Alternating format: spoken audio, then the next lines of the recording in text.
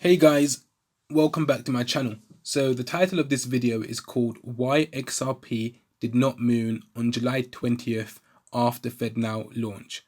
Now I'm well aware it's not July 20th yet, but I'm so confident that nothing is going to happen. Nothing is going to happen. So many of you may know FedNow is going to be launched this month on the 20th of July. And as usual, the XRP influencers are doing what they do best, and that is spread misinformation for views. And recently I'm seeing a lot of misinformation surrounding FedNow from XRP content creators being spread, where we are being told something big is going to happen in July because of FedNow, and that it's going to be using XRP, CBDCs, and one YouTuber went as far as to say that XRP is FedNow. I mean, I kid you not. XRP is literally FedNow. Nonetheless, I've already debunked this in a video 9 months ago regarding FedNow and XRP, because back then people were saying that when FedNow launches in 2023, it's going to be using XRP, and back then, last year, I debunked this claim in the video saying FedNow has nothing to do with XRP and it's not going to be using XRP when it launches. I was ahead of my time when people were confused back then, and it seems like as we're getting closer to FedNow, new claims are being made, hence why I want to make this video regarding FedNow and the new claims that are being made. So in this video I'm going to address those new claims and explain once again what FedNow is. So here we have Crypto Lou. In his tweet he says, "I'm trying not to put too much emphasis on specific dates for price movement for XRP, but sentences like, at launch, FedNow will have core clearing and settlement functionality make it hard." Why does it make it hard for? Because he is indirectly saying or implying basically that words like settlement functionality and clearing means FedNow must be using XRP, when those words have nothing to do with XRP per se. I don't know why there is this notion that when you see the word settlement in a document, it has to be XRP, because only XRP can settle apparently. It's ludicrous. Only XRP can settle payments. As if settlement has never occurred before XRP needs XRP in order for it to happen. For there to be finality in payments, XRP has to be involved in the process. Absolute nonsense. So as usual, Lou literally does not have a clue what he's talking about. Here we have the FedNow website, and it says here, will cross-border transactions also be available in the FedNow service? At launch, the FedNow service will support only domestic payments between US depository institutions. If in America domestic payments is done in USD dollar, why is a bridging asset like XRP needed? Do you know how ridiculous it is to have XRP in the middle when you're using the same currency? It makes no sense. So this is clearly, from this question and answer, anyone who understands the purpose of XRP should know that it's impossible for XRP to be involved in this transaction, okay, with anything in regards to FedNow if they are only dealing with domestic payments. And let's look at the faster payment system. The faster payment system is what we have in the UK, and it's basically the FedNow equivalent. We've had the faster payment system in the UK since 2008, and it says the faster payment system is available day and night, 365 days per year, and it was created in 2008. And in 2008, XRP wasn't even around. And it continues. The service facilitates real-time payments of up to 1 million. Here we have this article, this paper, an introduction to the UK's interbank payment schemes. It talks more about the faster payment system in the UK. The UK's 24/7 real-time system. Faster payments enables payments to be made in real time. Remember, this has nothing to do with XRP. FPS is a functionally rich real-time system, 24/7's real-time confirmation to sender and immediate funds available. It tells you here how it settles. Each participant's net settlement totals are forwarded to the Bank of England for settlement 3 times per day. So the payments are made, the recipient receives, the money in their account pretty much instant. It's real-time payments. However, the settlement in the back end is done between the banks 3 times per day in the UK using the FPS system, the faster payment service. It's just very similar to the FedNow, and it has nothing to do with XRP. Here's another one by Molly Elmo. 1 week until the US launches wholesale CBDC platform. And then it's a tweet. It's coming. This big bang. FedNow to launch in July. It will be the framework for a CBDC to compete with other peer-to-peer payments using digital assets like crypto and NFTs. Okay. And then she says it's 1 week before the US launches a wholesale CBDC platform. She's already calling FedNow a CBDC platform. It's just pure hopium. And then you look at the Federal Reserve site. Is FedNow replacing cash? Is it a central bank digital currency? No, FedNow is not related to a digital currency. So how can you say it's a CBDC platform when on the site it tells you that it's not related to a digital currency? So that answers that one. Another piece of nonsense and misinformation. And that you need to be wary who you listen to and take information from. And that you do your own research to verify information. So Mickey, shame on you for lying. And then we have the ISO 20022 Let's Do It account. And this Twitter account is basically an account that just posts screenshots from documents, but they try to conflate everything to XRP. Everything in a document, whether it's not related to XRP, they try to link it to XRP by taking words such as interoperability, settlement, liquidity, you name it, okay?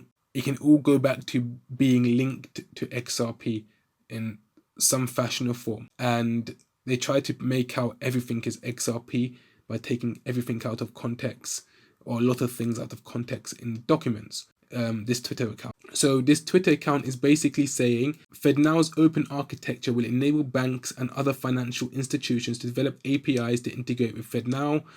This will stimulate the creation of new payment services and applications and encourage the use of technologies such as blockchain applications. So basically, blockchain applications can connect to FedNow via APIs. This line is being used by this account to basically spread the notion that when FedNow launches, they're going to be using the XRPL ledger, okay, via APIs, and XRP is going to be utilized. Now, why do they need to utilize XRP to begin with if XRP is for cross-border payments? Okay, that's what it's designed for. And FedNow is basically, upon launch, is only going to be making domestic payments. It's similar to their faster payment service system in the UK, and that doesn't even use blockchain technology, and it does instant domestic payments. So the two blockchains that were supposed to link to FedNow was Tessat and Metal blockchain. XRPL was not even mentioned. But recently, on June 30th, 2023, it says the FedNow early adopter list contains no blockchains, but some may integrate later. So the early adopter list, the latest list, contains no blockchains. 2 blockchain networks had previously announced integration with the Fed's instant payment service, but they were not found on a new list of certified providers. So those 2 blockchains, Metal blockchain and Tessat blockchain, have been dropped from the list. XRPL was not even mentioned, or Ripple should I say, at all. So there's no chance of that being used on July the 20th. No blockchain networks are on the list, despite at least 2 having previously announced that they would connect to the instant payment system. Metal blockchain said it still needs to connect with the platform once it gains the appropriate bank sponsor. So basically, there is no current blockchain listed on the latest list of certified providers that would be connected to FedNow. So XRPL being connected to FedNow on launch is out of the question, which is what XRP influencers is trying to have you believe is going to happen. And even if Ripple was connected to FedNow, it would likely be for their banking clients to benefit from FedNow instant domestic US payments, similar to how Tessat Pay wanted to join FedNow so that their business clients can benefit from FedNow service, okay, and not the other way around, not for FedNow to use XRP for domestic payments. With that being said, the rest of the video would explain FedNow and how it is nothing new that other countries are not already using with their own versions, and also how FedNow sources its liquidity. What is the FedNow system? The FedNow system is basically a real-time instant payment system service that's being developed in the United States, and it's going to be designed to offer uninterrupted 24/7, 365 days processing of payments, and will feature integrated clearing functionality, so the payments will be cleared, enabling financial institutions to deliver end-to-end instant payment services to their customers. So it's basically, in America, a domestic, real-time, instant payment system between financial institutions, between banks. Now, this concept is nothing new. It may be new to the States because the FedNow is being launched next year, but in other parts of the world, this system is nothing new.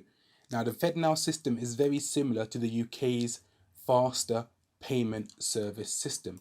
This is the UK's faster payment service system, which was launched on the 27th of May 2008, and it basically does the same thing: instant domestic payments between banks in the UK. So in the UK, when we want to send a payment via bank transfer, it's pretty much instant, and the recipient usually receives it more or less at the same time you send it. And the reason why we can do this in the UK, and this is due to the FPS system, which is the faster payment service system that we have. So this is the UK's faster payment service system. The faster payment system is available day and night, 365 days per year, supporting the demand of personal and business customers since its creation in 2008. The service facilitates real-time payments of up to 1 million, initiated primarily online, mobile or via telephone banking for millions of individuals, businesses and charities across the UK. This is exactly what the FedNow system is going to be doing. In fact, virtually everyone with a bank account. This is made possible by the range of high street banks, building societies, challenger banks and other fintechs and payment service providers that connect safely and securely, either directly or indirectly, to the faster payment system central infrastructure. Exactly the same thing, but in America it's going to be the FedNow infrastructure. The FedNow system, from what I gather, is literally the United States version of a domestic real-time instant payment system between banks that will operate around the clock every day of the year, like the faster payment service system does in the UK. Also, the FedNow system, like the faster payment service system, is not really for high-value payments. Rather, the amount that can be sent with the FedNow system is going to be capped because it's mostly designed for retail and small business payments. Now, in America, the FedNow system is going to be for smaller payments, and then they have the FedWire system, which is more for the high value payments, and that's for larger payments between institutions and financial institutions, whereas FedNow is more for the smaller retail payments and small businesses. And the same thing in the UK, we have the FPS, faster payment service system, for retail and small businesses, and then we have the CHAPS system in the UK, and that processes larger high value payments. Now, the faster payment service system in the UK for domestic instant payments does not use XRP or any DLT based RTGS payment system in order to facilitate the real-time instant domestic transactions. It does not use XRP, and we've had this system in 2008. So bearing that in mind, FedNow, which is exactly like the FPS system in the UK, doesn't need to either use XRP for their domestic instant payments. There is no need for the FedNow system when it launches to use XRP for internal real-time domestic payments. Like I said, there are other systems around the world that are doing this, and they are not using XRP either. And another thing I'd like to say is there is no need to use XRP for instant domestic payments, because when a bank is sending dollars from one bank to another bank, what's the purpose of adding XRP in the middle? So you're going to convert the dollar into XRP just to convert it back again into the dollar? That makes absolutely no sense. It's basically adding an irrelevant step in the middle for no reason when it comes to dealing with internal domestic payments. And that's the reason why they're not going to use XRP. So now you may be wondering at this stage, you may have one or two questions. If they're not going to use XRP, then where is the liquidity going to come from for FedNow? Instant payments. Now it says financial institutions participating in the FedNow service or their correspondents will need adequate funds or available credit in their master accounts at all times to enable continuous processing of instant payments. This may involve making internal adjustments or sourcing liquidity from another financial institution or a correspondent.